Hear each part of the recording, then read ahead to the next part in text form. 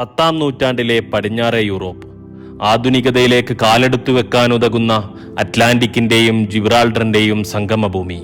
ബുദാപെസ്റ്റും വെനീസും പാരീസും കണ്ണുറ്റുനോക്കുന്ന മനോഹരമായ ഭൂമിക. സ്പെയിനും പോർച്ചുഗലും സംഗമിക്കുന്ന പ്രത്യേകമായ പ്രദേശം. അവിടെ ഒരു നഗരോദ്ഘാടനം നടക്കുകയാണ്. അതെ, അവിടുത്തെ ഭരണാധികാരി തന്റെ കാമുകിക്ക് വേണ്ടി നിർമ്മിച്ച സ്വപ്ന നഗരത്തിന്റെ ഉദ്ഘാടനം. കണ്ണഞ്ചിപ്പിക്കുന്ന കൊട്ടാര നിർമ്മിതികളും ഭരണസമുച്ചയങ്ങളും ഭക്ഷ്യകേന്ദ്രവും ഹൃദയം കുളിർപ്പിക്കുന്ന പൂന്തോട്ടങ്ങളുമൊക്കെയായി ആധുനികതയോട് കിടപിടിക്കുന്ന വിധത്തിൽ യൂറോപ്പിൽ ഒരു അറേബ്യൻ നഗരം. ഉദ്ഘാടനത്തിന്റെ ഭാഗമായി വെള്ളിയാഴ്ച ജനങ്ങളൊക്കെ മസ്ജിദിൽ ഒത്തുചേർന്നിരിക്കുന്നു. കാളി മുൻദിർ എന്ന ലോകപ്രശസ്ത പണ്ഡിതനാണ് പ്രാർത്ഥനയ്ക്ക് നേതൃത്വം നൽകുന്നത്. നമസ്കാരത്തിന് മുൻപ് കാളി ജനങ്ങളെ അഭിസംബോധന ചെയ്യാനായി മിമ്പറിലേക്ക് കയറി. ജനങ്ങൾ നഗരവിശേഷങ്ങളും സദ്വൃത്താന്തങ്ങളും കേൾക്കാനായി കാതോർത്തു. പക്ഷേ കാളി പറഞ്ഞത് മറ്റൊരു കാര്യമായിരുന്നു. ജനങ്ങളുടെ സേവകരാവേണ്ട ഭരണാധികാരികൾ അവരുടെ സമ്പത്ത് ദുർവ്യയം ചെയ്യുന്നതിലുള്ള ദൈവനിഷേധത്തെപ്പറ്റി അദ്ദേഹം വികാരാതീതനായി സംസാരിച്ചു.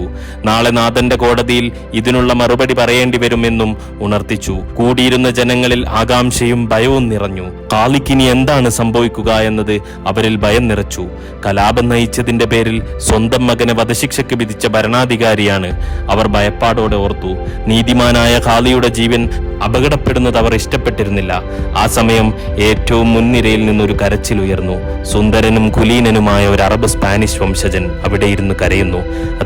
അത് തന്റെ തെറ്റു മനസ്സിലാക്കി പശ്ചാത്താപ വിവശനായി പൊട്ടിക്കരയുന്ന ഭരണാധികാരിയായിരുന്നു ഖലീഫ അബ്ദുറഹ്മാൻ അൻ നാസിർ അൽ ആളം. അതായിരുന്നു യൂറോപ്പിലെ ആദ്യത്തെ ഖലീഫ. അബ്ദുറഹ്മാൻ അൻ നാസിർ അൽ ആളം അഥവാ അബ്ദുറഹ്മാൻ മൂന്നാമൻ. ആധുനികത അല്ലെങ്കിൽ പുരോഗമനം എന്നതിലെ കൊളോണിയൽ ഘടകങ്ങൾ മാറ്റിവെച്ചാൽ അതിന്റെ പൂർണ്ണനായ പ്രതിനിധി.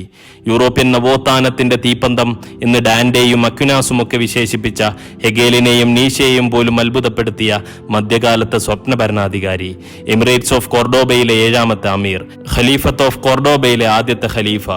നയതന്ത്രം കൊണ്ടും സാംസ്കാരിക സാമൂഹിക കലാപുരോഗമനം കൊണ്ടും പകരം വെക്കാനില്ലാത്ത ഭരണാധികാരി.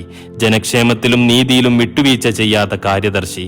അങ്ങനെ പലതരം വിശേഷണങ്ങൾ കൊണ്ടും സമ്പന്നനായ അബ്ദുറഹ്മാനായിരുന്നു ആ ഭരണാധികാരി. CE 891 ഇന്നത്തെ സ്പെയിനിന്റെ ഭാഗമായ കൊർഡോബയിലെ അമീർ അബ്ദുള്ളയുടെ മകൻ മുഹമ്മദിന്റെയും മുസ്നയുടെയും മകനായി അബ്ദുറഹ്മാൻ ജനിക്കുന്നത്. ജന്മം കൊണ്ട് തന്നെ ഒരു മഹാനാഗരികതയുടെ ഭാഗവാക്കാകാൻ കഴിയുകയും അതിനാൽ തന്നെ പണ്ഡിതരുടെയും കലാ സാംസ്കാരിക മേഖലയിലെ മികവുറ്റവരുടെ സഹവാസം ലഭിക്കുകയും വഴി വളർച്ചയുടെ ഘട്ടത്തിൽ തന്നെ ഉന്നതമായ കഴിവുകൾ പ്രകടിപ്പിക്കാനായ അബ്ദുറഹ്മാൻ നന്നേ ചെറുപ്പത്തിൽ തന്നെ മറ്റുള്ളവരുടെ ശ്രദ്ധ പിടിച്ചു പറ്റിയിരുന്നു. ഏതൊരു മധ്യകാല രാജകുമാരനെയും പോലെ സംഘർഷഭരിതമായിരുന്നു അദ്ദേഹത്തിന്റെയും കുട്ടിക്കാലം. പിതാവിന്റെയും സഹോദരന്മാരുടെയും ഇടയിലുണ്ടായിരുന്ന അധികാര തർക്കങ്ങളിൽ ഒന്നും തന്നെ അബ്ദുറഹ്മാൻ ഭാഗമായിരുന്നില്ല. പക്ഷേ ദൈവവിധി എന്നത് മനുഷ്യന് നിർണയിക്കാനാവില്ലല്ലോ. മരണാസന്നനായ അമീർ അബ്ദുള്ള ജീവിച്ചിരിപ്പുള്ള തന്റെ ആൺമക്കൾ അവഗണിച്ച് കഴിവും പ്രാഗൽഭ്യവുമുള്ള അബ്ദുറഹ്മാനെ ഭരണാധികാരിയായി നിർദ്ദേശിച്ചു. അങ്ങനെ 22-കാരനായിരുന്ന അബ്ദുറഹ്മാൻ CE 912 തന്റെ സ്വപ്ന സമാന അധികാരകാലത്തേക്ക് പ്രവേശിച്ചു. ഒരുപക്ഷെ ഭൗതികതയിൽ അനുരക്തരായ ഒരുപാട് ജനസമൂഹങ്ങളുടെ അഭിലാഷ പൂർത്തീകരണത്തിനായി ദൈവാനുഗ്രഹത്തോടെ. ഭരണമേറ്റെടുത്ത അബ്ദുറഹ്മാൻ ആദ്യം നയതന്ത്ര മേഖലയിലും പിന്നെ സാമ്പത്തിക മേഖലയിലും പുത്തൻ പരിഷ്കാരങ്ങൾ കൊണ്ടുവന്നു. ഭീതിതമായ രാഷ്ട്രീയ അസ്ഥിരത നേരിട്ടിരുന്ന സാമ്രാജ്യത്തെ ഐക്യപ്പെടുത്തുക എന്നതായിരുന്നു അദ്ദേഹത്തിന്റെ ആദ്യ ബാധ്യത. ഐബീരിയൻ പെനിൻസുലയുടെ വടക്കുഭാഗത്തുള്ള ക്രൈസ്തവ രാജ്യങ്ങളുമായും വടക്കേ ആഫ്രിക്കയിലെ ബർബറുകളുമായും കൊർഡോബയ്ക്ക് ശത്രുത ഉണ്ടായിരുന്നു. മാത്രമല്ല ടൊളേഡോയിലെ അറബ് മേൽക്കോയ്മയും അമീർ അബ്ദുറഹ്മാനുള്ള വെല്ലുവിളിയായിരുന്നു. നയതന്ത്രത്തിന്റെ ഭാഗമായി അമീർ അബ്ദുള്ളയെ അംഗീകരിക്കാതിരുന്ന അറബ് ഗോത്ര പ്രമാണിമാരുമായി ചർച്ചയ്ക്ക് തയ്യാറായ അബ്ദുറഹ്മാൻ ഭരണകൂടത്തെ അംഗീകരിക്കുകയാണെങ്കിൽ അവരുടെ മുൻകാല തെറ്റുകളൊക്കെ നിരുപാധികം ക്ഷമിക്കാം എന്ന നിലപാടെടുത്തു. അതിർത്തി പ്രദേശങ്ങളിലെ സൈനിക നീക്കങ്ങളെ അതേ നാണയത്തിൽ തന്നെ തിരിച്ചടിക്കാനും ആരംഭിച്ചു. വിജയകരമായ ചില സൈനിക നീക്കങ്ങളിലൂടെ മേഖലയിലെ ഏറ്റവും കരുത്തൻ താനാണെന്ന് തെളിയിക്കാൻ അദ്ദേഹത്തിനായി. ഇതിലൂടെ മെഡിറ്ററേനിയൻ അക്കരെ ഈജിപ്തിലെ ഫാത്തിമികളുടെ വെല്ലുവിളികളെ പ്രതിരോധിക്കാനായി. പടിഞ്ഞാറേ തീരത്ത് നാവികസേനയുടെ 200ഓളം കപ്പലുകൾക്ക് കൂടെ 50,000 പട്ടാളക്കാരെയും അദ്ദേഹം നിയോഗിച്ചു. യൂറോപ്പ് മൊത്തം അലയടിച്ച വൈക്കിംഗ് ആക്രമണത്തെ സ്പെയിൻ ഒരു പരിധിവരെ പ്രതിരോധിച്ചത് ഇങ്ങനെയായിരുന്നു. വടക്കൻ ആഫ്രിക്കയിലെ ബർബർ സമൂഹങ്ങൾക്കിടയിൽ അദ്ദേഹം കൈക്കൊണ്ട നയങ്ങളെ ഉദാത്ത മാതൃകയായാണ് റിച്ചാർഡ് ഫ്ലെച്ചറിനെ പോലുള്ള പടിഞ്ഞാറൻ ചരിത്രകാരന്മാർ വിലയിരുത്തുന്നത്. നാവികസേനയുടെ നവീകരണം അദ്ദേഹത്തിന്റെ കാലത്തെ ഒരു നിർണായക നീക്കമായിരുന്നു. സാമ്പത്തിക മേഖല അറബ് ഭരണവർഗത്തിന്റെയും അമവി കുടുംബത്തിന്റെയും അരാജക നയങ്ങളാൽ താറുമാറായ അവസ്ഥയിലായിരുന്നു. ഭരണവർഗത്തെ പോറ്റാൻ വേണ്ടി ജനങ്ങളിൽ മേൽക്കുമേൽ നികുതി അടിച്ചേൽപ്പിക്കുക എന്ന പൊതുതത്വത്തെ കോർഡോബയും പിൻപറ്റിയിരുന്നു. ജുമുഅ നമസ്കരിക്കാൻ മസ്ജിദിലേക്ക് കൊട്ടാരത്തിൽ നിന്ന് ബാൽക്കണി നിർമ്മിച്ചിരുന്ന മുൻഗാമികൾക്ക് നികുതി ജനങ്ങളിൽ ചുമത്തിയ ബാധ്യതയെപ്പറ്റി വലിയ ധാരണയില്ലായിരുന്നു. എന്നാൽ ജനങ്ങളുടെ ക്ഷേമം അന്വേഷിക്കുകയും ആ ഉത്തരവാദിത്തങ്ങൾ നിർവഹിച്ചില്ലെങ്കിൽ നാഥന് മുമ്പിൽ മറുപടി പറയേണ്ടി വരുമെന്നറിയുകയും ചെയ്തിരുന്ന അബ്ദുറഹ്മാൻ ശരീഅത്തിനു വിരുദ്ധമായ എല്ലാവിധ നികുതികളും നിർത്തലാക്കി. അതിനെ തുടർന്ന് ഭരണവർഗം നീരസത്തിലായെങ്കിലും ഭൂരിപക്ഷം വരുന്ന ജനതയും കച്ചവടക്കാരും അമീറിൽ സന്തുഷ്ടരായിരുന്നു. അങ്ങനെ ഭരണത്തിന്റെ ആദ്യ 15 വർഷം കൊണ്ട് രാഷ്ട്രീയ അസ്ഥിരത താണ്ടിക്കടക്കാൻ അദ്ദേഹത്തിനായി. പിന്നീട് തന്റെ അതിർത്തികൾ വിശാലമാക്കുന്നതിനുള്ള പദ്ധതികൾ ആരംഭിച്ചു. ചുരുങ്ങിയ കാലം കൊണ്ട് ഉപഭൂഖണ്ഡത്തിലെ വൻ ശക്തിയായി മാറിയ അബ്ദുറഹ്മാനുമായി ബന്ധം വെക്കാൻ മറ്റു പ്രബല യൂറോപ്യൻ രാജ്യങ്ങൾ പരിശ്രമം ആരംഭിച്ചു. ഇംഗ്ലീഷ് ചാനലിനക്കരെ മരത്തടി കൊണ്ടല്ലാതെ വീട് നിർമ്മിച്ചിട്ടില്ലായിരുന്ന സായിപ്പിന് മെർക്കുറി വരെ ഉപയോഗിച്ചുണ്ടാക്കുന്ന വർണ്ണക്കൊട്ടാരങ്ങളിൽ ജീവിക്കുന്നവരുമായി ബന്ധം സ്ഥാപിക്കുന്നതിൽ വലിയ താല്പര്യമായിരുന്നു. ഫ്രഞ്ച്, ജർമ്മൻ, ബൈസന്റൈൻ ചക്രവർത്തിമാർ അതിനുവേണ്ടി കൊർഡോബയിലേക്ക് ദൂതന്മാരെ അയച്ചു. ഉന്നതമായ സ്വഭാവ സവിശേഷതകളാൽ സമ്പന്നനായിരുന്നു ഖലീഫ. നീതിയുടെയും ന്യായത്തിന്റെയും കാര്യത്തിൽ കുടുംബമെന്നോ വംശമെന്നോ ഉള്ള വേർതിരിവ് അദ്ദേഹത്തിനില്ലായിരുന്നു. ഗനീർ എന്ന അനറബി ജഡ്ജിന് നേരെ തന്റെ അറബ് മേൽക്കോയ്മ കാണിക്കാൻ ശ്രമിച്ച ഗവർണറെ മാതൃകാപരമായി ശിക്ഷിച്ചതും കലാപം നയിച്ച സ്വന്തം മകന് വധശിക്ഷ വിധിച്ചതുമൊക്കെ അദ്ദേഹത്തിന്റെ നീതി നിർവഹണത്തിനുള്ള ഉദാഹരണങ്ങളാണ്.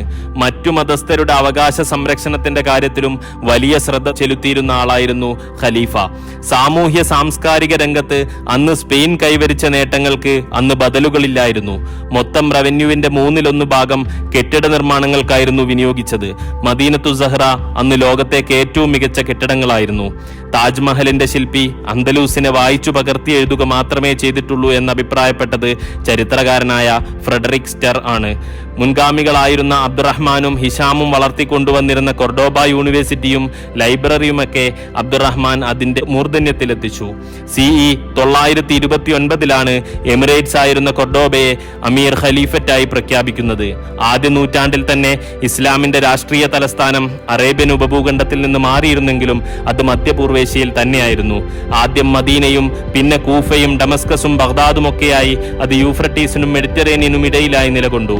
എന്നാൽ 9-ാം നൂറ്റാണ്ടിൽ അബ്ബാസി ഖിലാഫത്ത് രാഷ്ട്രീയമായി ദുർബലപ്പെടുകയും ബുയ്യിദ് ബുവൈഹിദ് ഭരണകൂടങ്ങളുടെ പാവഭരണാധികാരികളായി പരിവർത്തിക്കപ്പെടുകയും ചെയ്തപ്പോഴാണ് അമീർ അബ്ദുറഹ്മാൻ മൂന്നാമൻ സ്പെയിനിൽ ഖലീഫറ്റ് പ്രഖ്യാപിക്കുന്നത്.